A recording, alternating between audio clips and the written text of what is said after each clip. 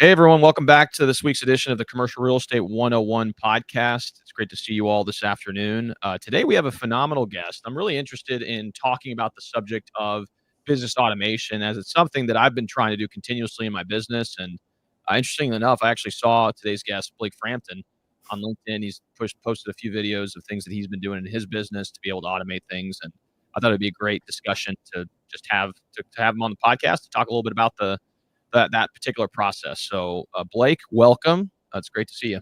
Thank you. Thanks for having me. And yeah, it's a great topic to discuss because in commercial real estate, it is kind of an outdated industry in the way we do a lot of things or traditionally.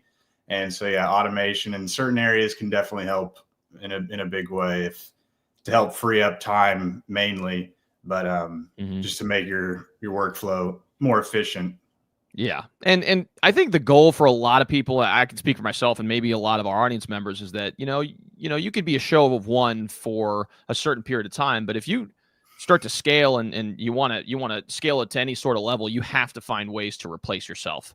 And so I think that's kind of brings us to this particular topic where you have to find ways to automate certain processes or, at some point even involve others in the act of performing some of these tasks. But with the advent of a lot of newer technologies, you can kind of what used to take a human to be able to do, now you can obviously offload that to either software or other technology to be able to handle some of this stuff. And again, over time, it's only going to continue to improve. But yeah, I'm really excited to have this discussion. Now, if what we typically like to do is we like to learn a little bit more about the person that we're speaking to. So if you don't mind, kind of tell us a little bit about your background, that'd be awesome.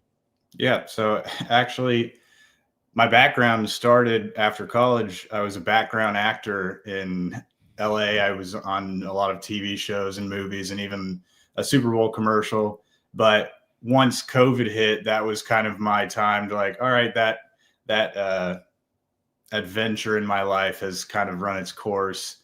And then I pivoted to commercial real estate, moved back to Texas where I'm originally from, and started at Marcus & Millichap and spent 3 years there selling multi-tenant retail, some single tenant, but mainly focused on multi-tenant retail. Did that for 3 years and then felt like I identified an opportunity in the software space to do these things that we'll essentially be talking about in this podcast, where it is, how can we be more efficient in our business? Coming from a brokerage like Marcus & Millichap, it is a well-known brokerage, a national firm where you would imagine that at least the high performers are doing a lot of these things, but no, there are people that are making millions of dollars a year that are just doing things the old school way, which clearly that means that works, but that's not to say that they couldn't free up some of their time from, like you said, hiring, outsourcing to take on certain aspects of the business that are not necessarily the broker's best use of their time. But that, again, now we're seeing some of that can be done through technology or through human labor, which, some things are better with humans. Some things can be handled with technology. And like you said, it will likely continue to get better over time. Yeah. But my background essentially now just focused on servicing the commercial real estate industry in, a few different ways, but mainly through CRE Machine, which is my software platform that kind of does a lot of automations. Yeah. That's great. And to your point, we talked about a little bit of this offline as the industry of commercial real estate is somewhat a lag on technology adoption. So to your point, you have a lot of people in the industry, they're uber successful. They're making 7 figures, some 8 figures in the business. And, a lot of those processes still to this day are handled either by the broker themselves or, some of those even maybe are handled by juniors, but there's ways that you can leverage either technologies or maybe even admins. I have a virtual assistant that's helped me for many years with a lot of this stuff for the podcast, for example. There's different ways that you can leverage other people's time and talents or technology to then improve your business over time. So one thing I was kind of curious about is, let's talk about when you were active in the space of brokerage. What were some of those processes that you were kind of performing on a day-to-day that you said, there's a way we can maybe automate these processes? So if we can go down the list and say, okay, well, maybe a bucket, maybe prospecting's a bucket, or, follow-up's a bucket, texting or voicemail, or, emails bucket, maybe highlight some of those would be helpful. Because again, I like to try to break things down into component parts, and then we can just attack each one separately. So I have a couple that come to mind right off the bat. One being, well, you mentioned prospecting. Prospecting is tough because to do prospecting well, automation might not necessarily be the best way, because in a world where everything is becoming automated, that becomes, something that everybody else is doing, and it becomes more difficult to stand out. Not to say that it's not worth doing, and at the time when I was focused on brokerage, I wasn't doing really any of these things, but I realized that I had the problem. And it wasn't until I stepped out of brokers that I was like, all right, I'm going to figure out how I'm going to actually solve these problems. But whenever I was in the business, I was just head down trying to do the daily tasks, because I was like, all right, me stepping back and taking the time to think through and implement new processes or systems isn't going to actually make me money. But you kind of have to take the time to do those things in order to reap the rewards from it. Because though it might not be a money-making activity to improve something in your business, or something that a day one money-making activity, it's not like cold calling where that can then convert into an opportunity, but it can make your time a lot more efficient. Maybe it doesn't make you money, but it buys back a few hours in your life, or, an hour a day, which can turn into 100 hours over the course of a year. And so what I wasn't doing with prospecting, which really as automated as I was getting, was maybe I'd have some templates for emails where there would be common things that I would need to respond to, because I would get a common response. And so I'd have a templated email. Now you can automate that to where it's like, all right, if you receive that, then that can automatically go back to somebody. But I wasn't doing that because I wasn't aware that was really something that you could do. The second thing which comes to mind, which was a huge thing, was when my basic workflow is make cold calls, log notes based on that conversation in the database. So if Jim is saying, hey, I'm not going to sell today because I've got a couple suites that I need to fill up, but give me a couple months and then, I might be ready to look at an evaluation or something. Okay. So I'd log the notes, and then I would put a task reminder to, remind me whenever it was time to follow up with Jim. And then obviously that becomes 20 other people and then hundreds of other follow-up reminders. But my CRM at the time wouldn't notify me in a way that would allow me to effectively follow up on those people. And so what I was able to do whenever I left was to have my system send me texts and emails saying, hey, it's time to follow up with Jim. Because if I'm someone who checks my email every day, and I've never once missed a text. I might not reply to every text, but I see every single text that comes to me. So now whenever it says follow up with Jim, I'm getting that sent directly to my cell phone. And I say, now I can decide what that follow-up is. And if I don't follow up on that, then that's completely my fault, and it's not the software's problem. So that's one thing. But the other thing is using something like, and I see a lot of these now whenever I have conference calls or Zoom meetings with people, is like the otter.ai or these note takers. And I love them. I think they're great, because one thing that it saves me time with now, and that took countless hours over the course of a year, was whenever I'm done with a call now, I get a link where that entire conversation is recorded, so I can listen back to it at up to like 3 times speed. So if there's parts of it that I want to listen to and actually hear exactly what they said, I can hear it and I don't have to sit there and listen to an entire hour's worth. It cuts that time down significantly.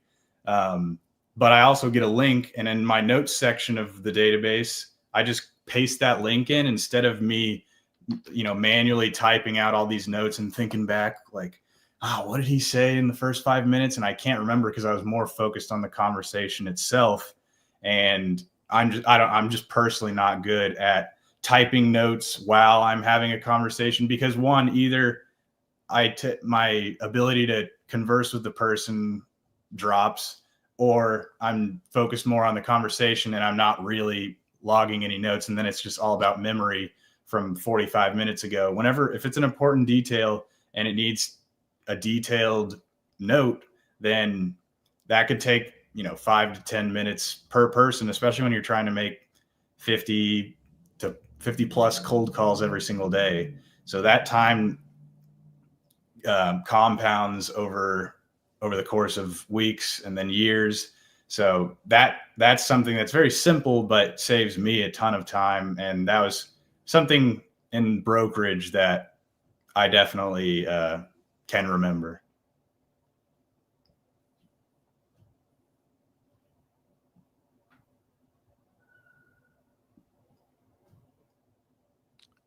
Oh, sorry. I think you froze briefly, but no, I agree with you. I agree with you 100%. I think and that's one of the good things about having perspective in the business is, by you actually actively being in the business for several years, you kind of identified those pain points, because I think everyone who's probably listening to this podcast, and just to give you some perspective on the people who listen, we have a lot of commercial agents that listen. We have a lot of commercial professionals that listen. So lawyers, construction professionals, everything. Again, the name of the show is Commercial Real Estate 101. So I think we've all kind of faced a similar challenge in times. And again, the name of the game in our business is the conversations that you have and the relationships that you build. And I mean, even if you have a phenomenal memory, it's impossible for you to be able to remember every little detail of all the conversations that you have in a day. And that's why having a CRM is super important, to be able to document some of those that information or those conversations that you have. Regarding the follow-up piece, because I think we all are aware in a sales profession that the sales cycle for our business is typically very long. So you're not going to typically close a deal day one. It may take you 7 to 12 conversations before you actively are able to close on an opportunity.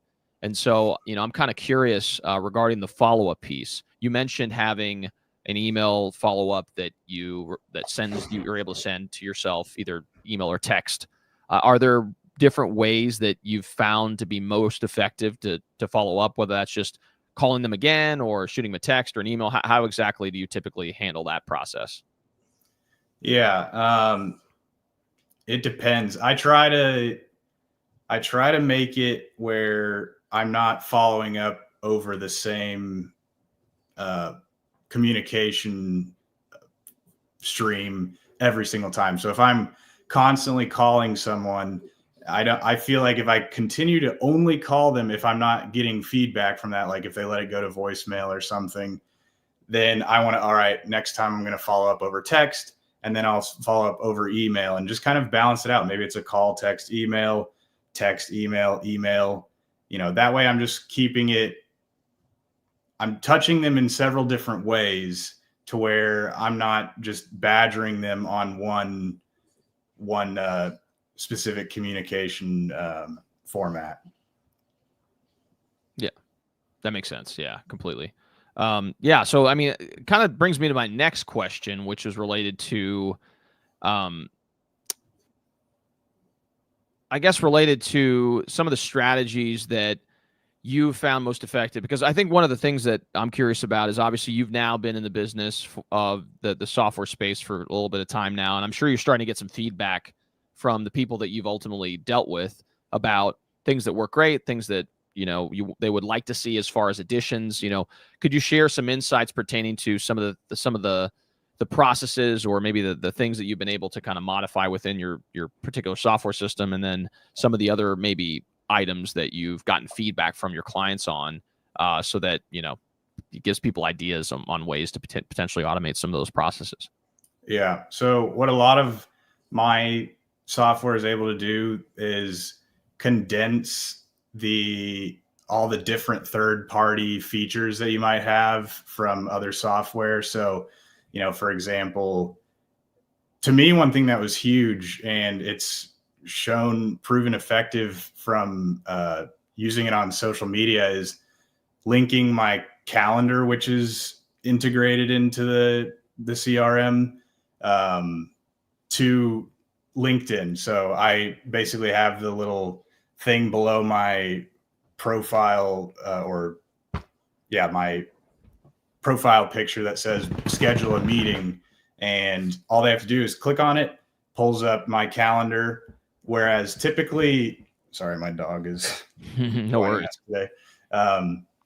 Typically, with the contact form where it's like fill out your information to book a meeting or whatever it may be, it's like first name, last name, email, all this stuff, and it doesn't really give them much insight into like what's going to be talked about, when you're going to be reached out to, anything like that. So I think those are somewhat ineffective in terms of actually getting meetings. So what I've been able to do with mine is it's kind of like Calendly, if you're familiar with that. So it actually has your schedule. It lets them pick a date and time that works for them and your availability. And then I have them book that. And then whenever it comes to automations, in terms of getting people to follow up or to show up to the meetings, I have an automation where it sends them email confirmation. So, hey, thanks for booking a meeting at X, Y, and Z time. Here's the details. And then I have it set to do a follow-up sequence that 24 hours before their meeting, it will send them an email reminding them, hey, friendly reminder about this, blah, blah, blah. If you need to reschedule, here's a link to pick a new time. And then after that, it'll wait a certain amount of time, and then it will send them a text. And that's kind of like how I was talking about earlier, following up on through different channels. So instead of just pounding their email, and not necessarily pounding, because this is all thought through to where it's like, let's not annoy the person, but let's give them enough opportunities to either opt out, because I don't want to waste my time if I'm sitting on a Zoom call for 5 to 10 minutes and this person never even shows up. But sends them a text next time, hey, just in case you didn't see your email, this meeting's in an hour. And then it'll follow up with an email 30 minutes prior to the meeting saying a very similar short message. And then 5 minutes before the meeting, I send them just the Zoom link. So it's at the top of their inbox, and they don't have to go dig through and try and remember when that email came. So they just click the link and then they're in. And from doing that, I've had an incredibly high show up rate to these meetings. And every time I do have a no-show or someone's late, I'll tweak that follow-up sequence so that whatever reason it was that the person didn't show up, that I'm able to find out. If I am able to actually find out why, I will tweak the sequence to make sure that specific thing doesn't happen again. And it's led to a very high show up rate, which is in terms of meetings, the most important thing, because, you don't want to be sitting there wasting time, whether a meeting happens or not. Everyone, for the most part, shows up either a couple minutes before or right on time. And, but in terms of things that people have suggested, most of the things, if it's a suggestion, there is a software development aspect to it, and some things just simply can't be done in a affordable manner or a timely manner. So those are things that, they might be great, and I can't even necessarily think of any at the moment, but those are more features that a CRM wouldn't normally even handle to begin with. Yeah, that makes complete sense. But I appreciate that context regarding that, because I come initially back in the day. I was in my previous career was in engineering, and I did software development for about 5 years before I got into to commercial real estate brokerage. And to your point, I mean, you talk to clients that are, typically operators. So they, in our case, it was a financial software system for government agencies. So you'd have the government employees that are actively using the system, and they understand the processes and the way things work in their day to day. But they may not understand the limitations that software does have. There's certain things that, A, would probably just be way too complicated and the maintenance of it would be significant, or B, it's inefficient or ineffective for a variety of reasons. And maybe just because that's how it used to work before, it doesn't mean it's a good idea for it to continue to work a certain way again as well. So I understand some of those challenges that I'm sure you face in situations where people say, well, I wish it would do this, because it's not necessarily a foregone conclusion that it's a good idea. Yeah. So, but I guess one thing I'm curious about is, I obviously we talked about some of the automated of the processes. I think the biggest one, obviously, for our business, especially for those who are interested in scaling, is generating of new opportunities. So we kind of touched on the idea of being able to have a system that integrates with either a dialer or, having some form of capabilities for text follow-up or email follow-up. I love the idea of having the Calendly or functionality, quote unquote. Obviously a lot of us are familiar with Calendly, but there's many people who are not. But it can be a very powerful tool to secure meetings and be able to get it logged into the calendar. Are there other functions within it? Because one thing I've been exploring on my end as well is number one, a CRM system. So we may have to talk about that you're all CRM system, but also like just the integration of different technologies within the broader landscape. So one thing I was exploring is, Zapier being kind of the integrator of a lot of different software systems. I've been playing around with 11 Labs. I don't know if you're familiar with that software. I might have heard of it, but I'm not very familiar. Yeah, it's essentially a text to speech AI platform. And it's pretty It's pretty cool. I mean, it's kind of crazy how realistic the voice sounds. And so, I was using it more so for translating. I've written a couple of books. So I was looking to translate my books from English to Spanish because I speak Spanish as well.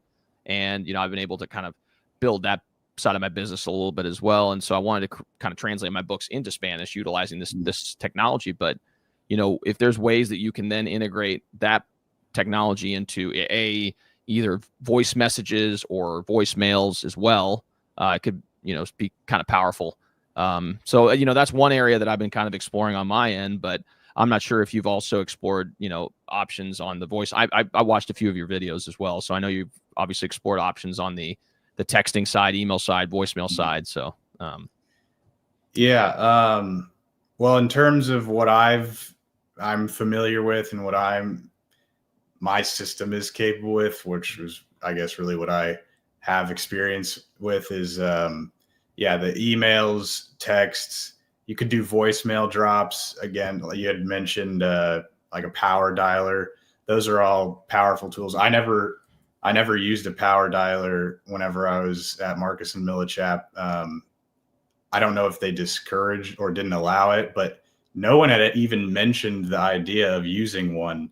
And that now I'm like, that's surprising, because you'd think if they took something like that at scale with the thousands of agents that they have throughout the country, you'd be able to do even more volume in terms of cold calling. So stuff like that, super powerful. But and I have now tried power dialers, and they're a little stressful. One of them I've used is called Mojo. I don't know if you're familiar with it. Mojo dialer, yeah.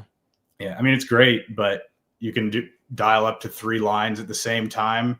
And my heart's pounding when it's going, because I'm like, I don't even know who I'm talking to. I can go at a quick pace where I don't need to necessarily have done a ton of research before I make a call, but I do like to know who it is, who I'm calling, and be able to quickly identify some properties that they own so I can reference them.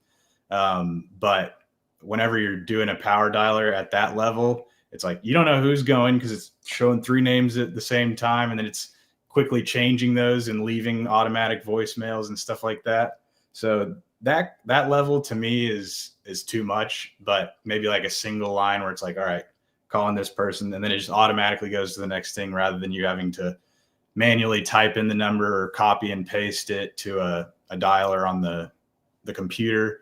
Yeah, but a lot of those things, though they're great features, I think what I'm realizing when it comes to automation, and like I had said earlier, it'd be a lot of people are using these things now, and it becomes, when I'm now talking about like automating texts and automating emails.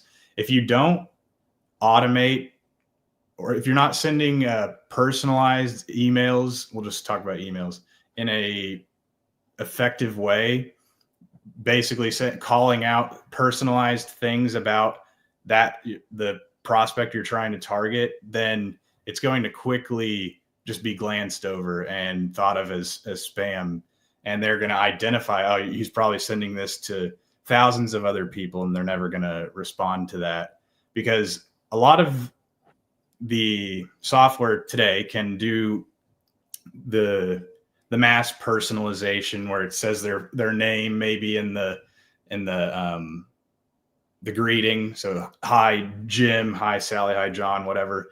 But what I've been able to do with CRE Machine is expand on that. So whatever information you have in the database on a specific person or relating to their properties, you can then customize those messages at scale and personalize them at scale. So if I wanted to refer to Jim and Jim's specific property, one of his properties, it would be that I can put the address in the body of the text, and I can, since I also know the state or the city of the property as well, I can say, hey, I was reaching out about your shopping center. So if I were contacting other property types as well, and I'm contacting like 100 people, and some people own shopping centers, some people own industrial properties, some people own multifamily, the property type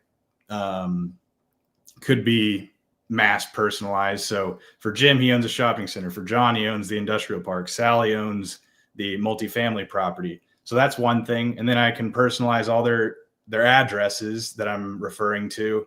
And then I can then even tack on the city that it's in. So all that to say, that person, when they receive it, they're at least going to be like, okay, well, he knows that it's a shopping center. He didn't just say your commercial property, and he referenced my specific address in the city that it's in. So whatever else the message says is usually more just kind of generalized, basically asking a question about why I'm reaching out in the first place. But that's one way that you can, in my opinion, use automation and send out mass messages in an effective way, or a potentially effective way, because that message is something that I would send if I were to manually type it out and send it one off to those 100 people. So that's kind of what I've been able to think through with my own stuff.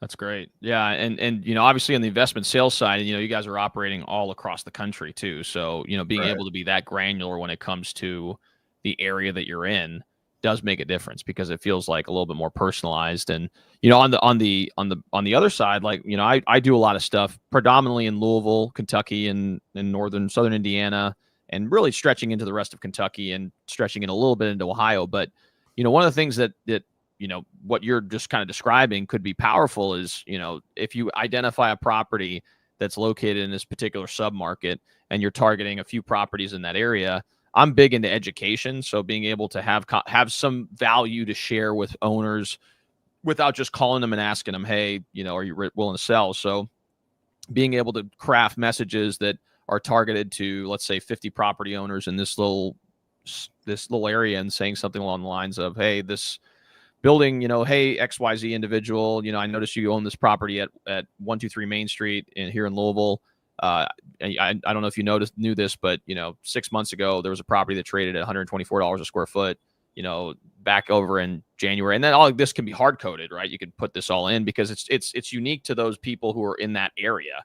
Because even if it's like 2 or 3 miles away, it could be a comp that they could use, that maybe they could give them some perspective. And I feel like that in and of itself could be a value such that, you know, they maybe don't reach out to you right away. But if you do that, you know, every quarter, for example, at some point they're going to be like, okay, this person knows what they're talking about, and then you become a kind of an expert for that area, and you could scale that for different zip codes. You can scale that for different regions of the in different areas of your community, and then, you know, you're not having to do this individually to, you know, to your point, 50 to 100 to several hundred people, because again, you're not going to do business with all these people. You really have to have, you know, 1,000 to 2,000 properties that you're targeting, and maybe you capture a fraction of those that trade every year. Right. So you have to have enough of a book of business to support that lifestyle that you ultimately want. In order to do that, you have to find ways to be able to replicate yourself. Yeah, absolutely. And that strategy is the exact strategy that I believe in and subscribe to as well. It's some of the ideas that I've posted about, created content about for LinkedIn was along those lines, but also because I agree with you 100%. It's especially if you're throughout the country, you either have to be so generalized that the subject could be relevant for every single owner, whether they're in Washington, whether they're in California, whatever state they're in, or even market within a state, or even sub-market within a city. But like you said, you could also go the route of providing specific data within those, you know, tranches. So you have 50 people that this piece of data is relevant for, then you have 100 people that another piece of data is relevant for. But in order to realistically get that message out to people in a, you know, condensed time frame that doesn't take you all day to go send those out one by one by one, you kind of have to leverage technology to do that. And so it's taking strategies like that. And then another thing that I really think is powerful, and I'm even going to start implementing it myself, because I do intend to focus some more of my time on brokerage in the coming, you know, next 2 years. But I want to build up. I also, just to kind of prove this theory and this point, is building up a library of evergreen content that's specifically intended to be sent out to basically my commercial real estate prospects. And that's more intended to just nurture and provide value over time on a consistent basis. So kind of like how people have email newsletters, send them out once a week. Those are great. But just to kind of build on that, because I really believe in, you know, having conversations like this builds rapport with people, but you can also build rapport with people that you haven't ever met or talked to by being on video and showing your face on video and talking about a specific topic that they're interested in. And they just consume your content. They feel like they know you. So whenever you do eventually have a conversation, they're much more open to it because they feel like they know you already. They've already seen you. They know you're not some random person that they have never heard of that is potentially going to waste their time. If you're professional and you're coming from a place of wanting to provide value, and that whatever you're providing is truly worth their time, then they're going to be, you know, completely open to discussing with you. And it's going to significantly increase your chances of earning their business if and when they decide that they need a broker for something, and it's something that you provide. But yeah, just building out a library of evergreen topics. So not things like interest rate news where that information is dead in a week because things might have changed. Things like, you know, how to increase the value of your property, 5 things to know before you consider selling. And then it could be, you know, if you're a tenant rep or a landlord rep person, just creating those specific topics for that niche of what you cover. Yeah. No, I can't agree more with you. I mean, case in point, I mean, I don't personally know you. I think this is the first time we've ever interacted, but I've seen several of your videos on LinkedIn, and I love the quality of the videos, and I love the information that you share. And I said, okay, like Blake seems like he has a lot of value to add to the discussion. And because of that, obviously we're having this conversation right now. And, that wouldn't have happened had you not been proactive about sharing information with a broader audience. And I mean, I tell people all the time, I mean, one of the best things that I could have done for my business early on was to start getting online and starting this podcast. And I created a YouTube channel.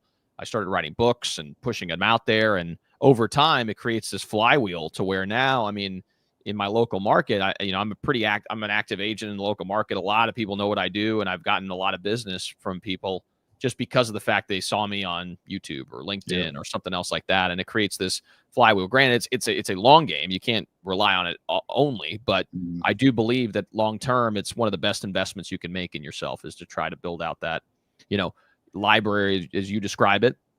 But again, it's value add information that you share with people that can be evergreen. And there's plenty of videos that I've created in the past, which is like, what's a triple net lease? How do you calculate a lease commission? All these things that are frequently asked questions that is going to be evergreen. The information that you share on them. So yeah, and like same with you. Like I was familiar with who you were because of the content that you had created, and you've been doing it longer than me. So I can only imagine how much, larger your network is just from the time spent and doing those activities that, grow your personal brand over time. Yeah. I mean, it's led to business. Obviously through the interactions that I've had with people on this podcast, I also had another podcast called Commercial Real Estate Academy. And so through that podcast, I interviewed people, brokers and people in technology, and really anyone in the verticals of commercial real estate. And we had like 150 interviews, and I've done business. I mean, I've gotten referrals from people outside the market that say, hey, I have a client looking in Louisville. We team up and, we're able to get some business out of it too. So, I mean, it's funny how, commercial real estate doesn't necessarily have to have borders. I mean, that you could literally do business with people across the country. And granted, I know in investment sales, it's probably a little bit different because again, it's a much more, not necessarily transactional, but it's much more of a, you have to have that relationship and then you continually try to find opportunities. But in a case where you're doing leasing or the case where you're kind of localized to your local market, if you brand yourself that way, you can generate opportunities outside from people coming into your market from outside the country if they know, or outside the state if they know who you are. So it does make a big impact there. So one of the last questions I want to have before we open up the Q&A was related to, I guess, what are some of the best resources out there that you've used as you've started to kind of build out, your software program? And I do encourage you guys, if you guys get a chance to, I would encourage you guys to reach out to Blake and learn a little bit about what they're doing, because, I'll likely do the same thing as well, just to kind of get more familiar with the software itself. But I watched several of his videos on the functionality of the software, and it's pretty impressive. I mean, the way you've been able to consolidate a lot of actual useful functions is really unique. And it seems like you also have the opportunity to, you work with people to kind of get a lot of these automations kind of set up and really train them on how to use the software most effectively. So that's also very helpful because a lot of times, with any new system, it seems like a great idea in theory, but once you get it, unless you really take the time to sit down and focus on, how we can use it to the best of our ability, it just becomes like the next, because you may have like a pipe drive or a Salesforce or something else. Like, unless you really dedicate the time to focus on ways you can leverage it so that you can then apply it to your day to day, it kind of goes by the wayside. So the fact that you're willing to kind of help people out to get up and running is also, and I mean, for me to be successful, that's in my opinion, that's what I have to do, because really the biggest hurdle for people is, well, I've already got something that kind of works and it works fine. I don't really need to change anything. Mm-hmm. Okay. I understand that. I do.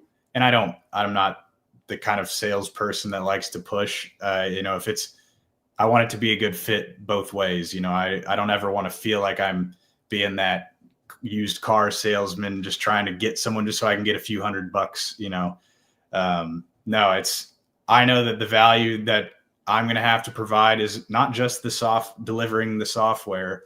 If I want to retain clients, I've got to get them truly adopting this platform and integrating it into their business, because otherwise it's going to be just a shiny new toy that, they'll just be like, oh, well, I'll just go back to my other thing. I've still got that up and running. And so then I get, 1-2 months subscription, and then they're gone, and I've got to go acquire more clients. So no, I think they're not in the business of running a CRM, being an expert in the CRM capabilities. That's what my job is.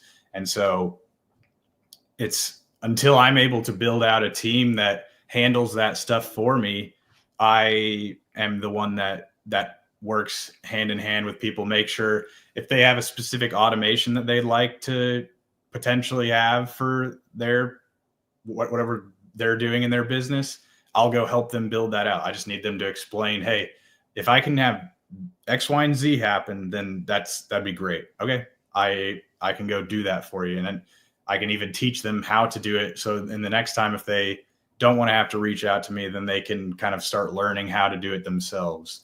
But yeah, that's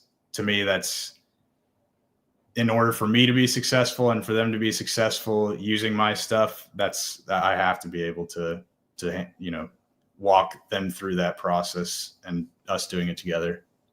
Awesome. Yeah, no, and that's a great approach to take, because I think that's the best way to sell.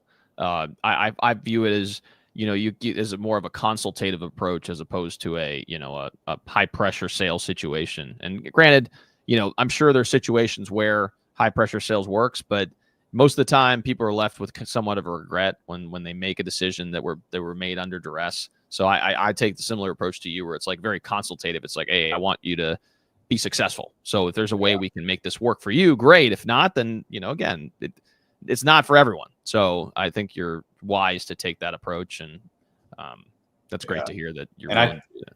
I think that comes from commercial real estate. Like we cannot try and pressure anyone into doing anything. You have to be so detached in order to, the second you start feeling or sounding desperate or like you want something, they're going to get red flags immediately. Nope, I'm not working with that person. So I think that's where it comes from. And it's just, especially in a commercial real estate being such a long sales cycle, you're just casting as many lines as you can. And then whenever all the 100 lines you have start biting, you have to pull in those reels, and just be ready for whenever they're ready to move forward with you. But you can never really realistically pressure someone.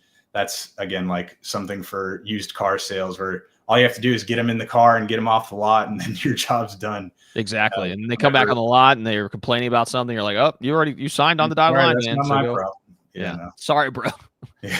Sorry, bro.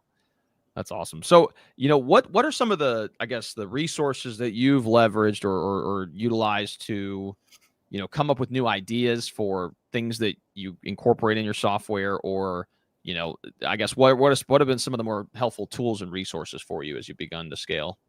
I'd say resources in terms of learning new things, YouTube. That's YouTube. And then I'm very open to taking courses that I buy from people that are experts in their space. I think sometimes there tends to be a hesitation on people. Oh, I would never buy someone's course. That's a scam. It's like, no, I've learned a lot of information from taking stuff like that. And sometimes I take a course where I already knew the information, but I was still able to get a couple other nuggets out of that specific course. And it saves you time, because at this point in time, any information that you want is out there and available in some place. Could be Instagram, could be LinkedIn, could be YouTube, could be in a book. It's out there. So the value you're providing is not necessarily in the information and the ideas.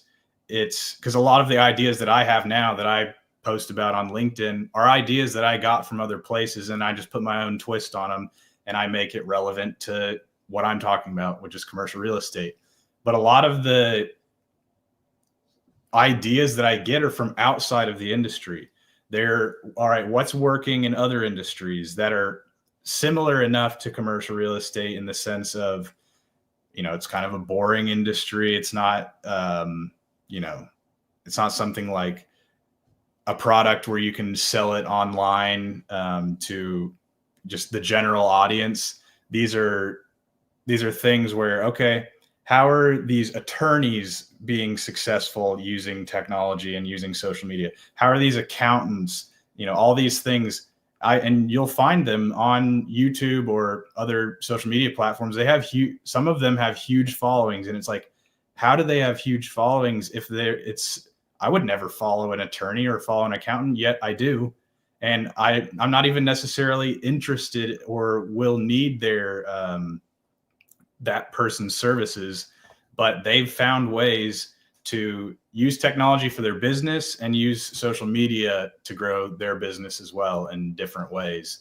And so really YouTube, in terms of YouTube and courses for learning new things in the most effective and efficient timeframes, and then just seeing what other industries are doing in their business to leverage social media, to leverage technology, and trying to adopt those things that I realize I wasn't doing, or that the majority of the commercial real estate industry wasn't doing or using.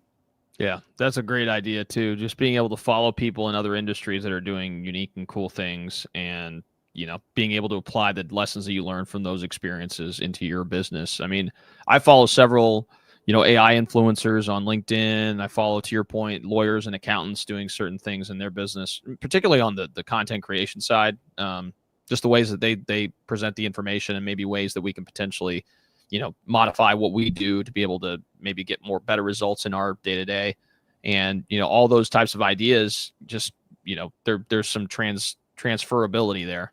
And so I couldn't agree more with you there. But all right, so what we'll go ahead and do is we'll open it up to Q&A. So if you guys are watching this on YouTube, Facebook, any other LinkedIn, any other social platform that we're streaming on, please feel free to type away in the chat box. But in the meantime, Blake, as we wait for some questions to come in, usually what I like to ask the end of the interview is, do you wish that is there a question that you maybe wish that I asked you, or maybe there was a piece of information or insight that you'd like to share with the audience? No, I mean, not necessarily. I think I like we had talked about a lot about automation, then it kind of naturally flowed into social media. I think they go hand in hand. Mm-hmm. I actually last night I was working out and just saw a Gary V video where he was talking about social media for businesses, not just social media to be an influencer. It's how businesses can use social media. And I just put it on 2x speed and listened to it while I worked out. And, Gary V has been kind of one of the pioneers of using social media and really pushing it before anyone else was. And just listening to that podcast, because he was talking about what's going to be relevant in 2025, because he was one of the people that was pushing TikTok, which is now obviously blown up, but, picked up some nuggets from there. Basically, a lot of the things he was saying was, don't make excuses for, my business would never benefit from doing X, Y, and Z, being on Instagram, LinkedIn, whatever, because my specific business has a reason why people wouldn't follow it. It's not true. I've seen a community where people learn about how to raise goats, and it has like thousands of people on it. And that's someone making money off of teaching people how to raise their goats holistically.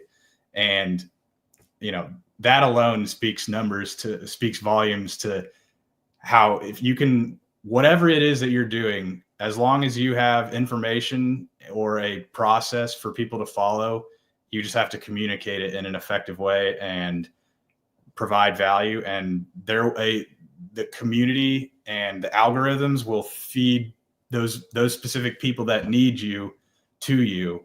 And you just have to basically be there with your doors open and constantly putting stuff out on social media to use it as a form of prospecting. Like, you can't expect yourself to, make 20 cold calls on Monday, and then maybe you do some on Thursday, and then you kind of, well, I didn't get anybody.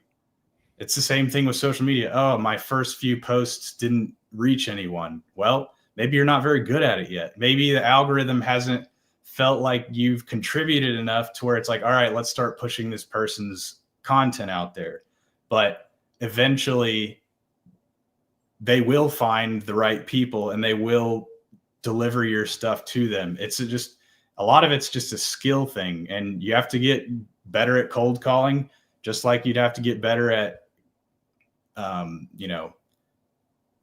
creating content and delivering a message online, because people's attention spans, they change every day. It's usually getting slower, but there's no real length of content that you should focus on. It's, if you're making a 20-minute video and every 20 minutes of those of that video are valuable and relevant, then that's how long that video needs to be. If you're making a video and if it's 32 seconds and those 2 seconds are too long, then that video is 2 seconds too long and it needed to be 30 because you wasted that time. But, all that to say, I think that I liked how we eventually got into social media, because they do go hand in hand, and you do eventually have to drive the traffic from social media to your own stuff, whether it's through a calendar, whether that's getting them onto your website to book a meeting or reach out to you or shoot you a DM. You have to, and then that's where your technology comes into play. So all of it is ingrained together, and they're all things that are relevant and necessary to become skilled at in the future, especially because people in commercial real estate are right now, boomers and Gen X are probably the most relevant players in the industry. But as they start to retire, what generations are going to come up and start owning those properties, being the major players? It's going to be, millennials and younger, and all of those generations are chronically online. So you're going to have to meet them where they're at. And I don't think social media is going anywhere. No. And in our business, it's just being top of mind. I mean, you just want to be, when a decision comes, whether that's they need to lease the property or they need to sell the property or they want to buy something, you need to be the person that they think of, or be in the top handful. I mean, if they're an established firm, maybe they have a few people that they've dealt with in the past, but if you're in the top 2 to 3 people that they think of when that decision comes around, that's where you want to be, because you're not going to win all the at-bats. But if you win a fraction of those at-bats because of the way that you've been able to present yourself in the marketplace, that's how you grow your business over a long period of time. And I'll say I've gotten business out of social media. Earlier this year, I had a lady reach out to me that became a client of mine, and we're helping them sell their 70,000 square foot industrial facility. And then I turned around and helped her buy another 10 to 15,000 square foot industrial building. And that's going to become a long-term relationship that we then grow and scale along with that business. And that all came through social media. She reached out to me via message. She said, "Hey, I see what you're doing there, and would like to sit down and talk a little bit about what our plans are." And it was great. I mean, that just happened this year, and I've done it multiple times on different platforms and mediums too. I've been reached out to on LinkedIn. Instagram for a leasing assignment. We ended up getting a restaurant deal done all through Instagram. I've done Facebook all the time. People reach out to me asking questions. Sometimes it works, sometimes it doesn't. But again, all that matters is taking what you create and then distributing it out. That's why I love the fact you brought up Gary Vee. It's you document versus try to make it. And there's a time and place to make something super editable and bring it super refined. But just starting by pushing something out there. I used to just grab my phone and just start recording and throw it out there, and no one really watched it. But over time, slowly but surely, more and more people start, watching the content. You start getting better as a communicator, because it's not a natural thing to just be on this type of platform or in a live stream and feel comfortable being able to go off the cuff. And so all these types of skills you just develop over time, just like cold calling, just like, how do you run a meeting efficiently? All these types of things are just things that you learn with repetition. So I couldn't agree more with you, man. I really do. Yeah. All right. Well, it looks like we've answered all the questions. First off, Blake, I just really appreciate your time today. I think you did add a lot of value, and I'm really excited to hopefully hear about, people reaching out to you regarding what you have to offer, because I do think it's of value, and I'm looking forward to potentially scheduling a time to really get together and explore that, because this next year I'm trying to, this year has been pretty good in my business, and I'm looking to continue to scale this over time, and I need to find ways to continue to automate my business. But, as far as being able to, if people want to learn more about what you do or wanted to reach out to you individually to kind of ask a few questions, what's the best way for them to get in touch with you? I would say typically my website, but my website's under construction. So either just DMing me on LinkedIn, just Blake Frampton, or I'll always respond to that. Or you can email me at blake@cremachine.com, or you can book a meeting with me I think I have my calendar linked under my profile picture. So any of those ways. LinkedIn's probably, since that's what we talked a lot about, that's the one platform that I'm really active on at the moment. So that's what I would suggest. Perfect. Yeah, and we'll go ahead and include that in the show notes. So if you guys are watching this on YouTube, it'll be in the description. If you guys are listening to this in a podcast format, whether that's Spotify or Apple Podcast, it'll be in the description as well. So again, Blake, thank you so much for your time. We do appreciate it. If you guys are watching this on YouTube, please like and subscribe. It does make an impact on our ability to reach a broader audience, and we obviously greatly appreciate the support. If you guys are listening to this in a podcast format, whether that's Spotify, Apple Podcasts, whatever, please leave a 5-star review. It's pretty amazing to see the reach that we've been able to achieve on Spotify and Apple Podcasts, just because of the fact that people have been reviewing and engaging. So please continue to do that. It really does make a difference. And we obviously greatly appreciate the support. So thanks again so much for tuning in, and we'll see you all next time.